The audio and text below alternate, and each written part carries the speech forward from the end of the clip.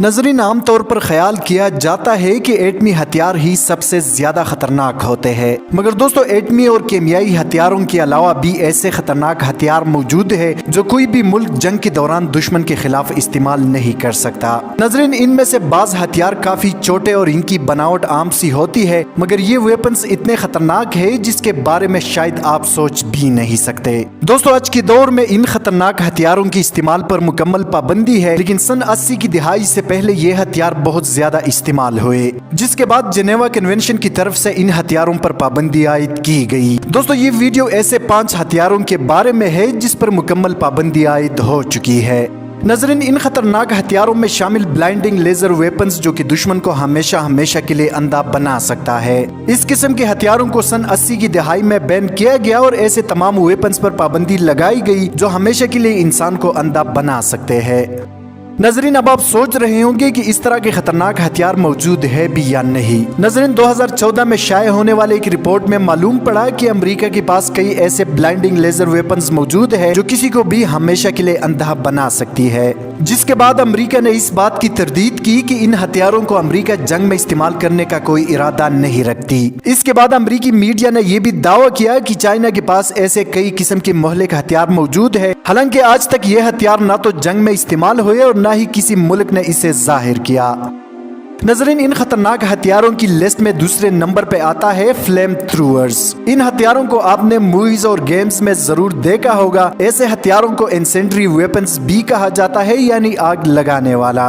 ان ہتھیاروں پر بھی مکمل پابندی ہے اور کوئی بھی ملک دشمن کے خلاف اسے یوز نہیں کر سکتا اور نہ ہی اسے جنگل یا جھاڑیوں کو جلانے کے لیے استعمال کیا جا سکتا ہے۔ دوستو شروعات میں اس طرح کی ویپنز کا استعمال بہت زیادہ ہوتا تھا، جیسا کہ کورین اور ویتنام وار میں امریکہ نے ایسے ہتھیاروں کا بے دریغ استعمال کیا، جس کی وجہ سے کافی زیادہ مالی و جانی نقصان ہوا۔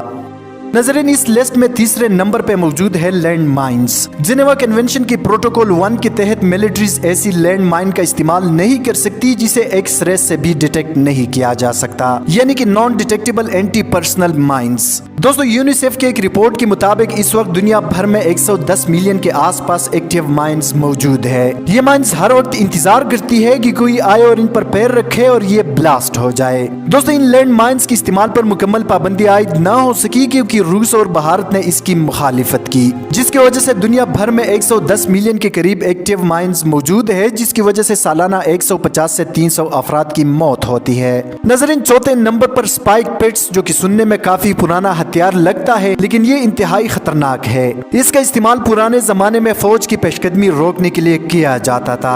دوستو سپائک پٹس کا استعمال ویتنام وار میں بہت زیادہ ہوا، جس کے بعد 1979 کے کنونشن پروٹوکول 2 کے تحت اس کا استعمال مکمل بین کر دیا گیا۔ ناظرین، اس کے لیے زمین میں گھڑے کھودے جاتے ہیں اور ان گھڑوں کو نکیلے کیلوں سے بھر دیا جاتا ہے اور اوپر کی طرف سے ان گڈھوں کو مکمل کیموفلاج کر دیا جاتا ہے، جو دشمن کی پیش قدمی کو روکنے کا سادہ مگر جان لیوا طریقہ ہے۔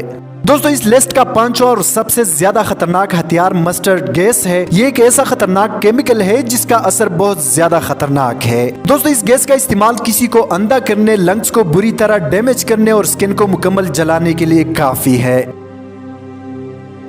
دوستو آج کی ویڈیو میں اتنا ہی۔ مزید اس طرح کی معلوماتی ویڈیوز کے لیے ہمارے چینل اردو ٹائم لائن کو سبسکرائب کرنا مت بھولیے۔ حفیظ الرحمان کو دیجیے اجازت۔ اپنا بہت سارا خیال رکھے۔